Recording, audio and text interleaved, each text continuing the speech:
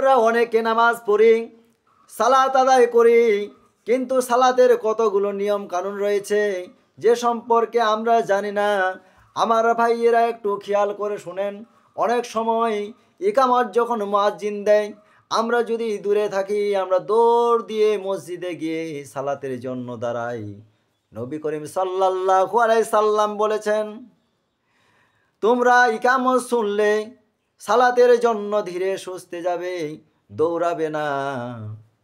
তোমরা যে অংশ জামাতের সাথে পাবে তা আদায় করবে, আর যা ছুটে যাবে তা পুরা করবে।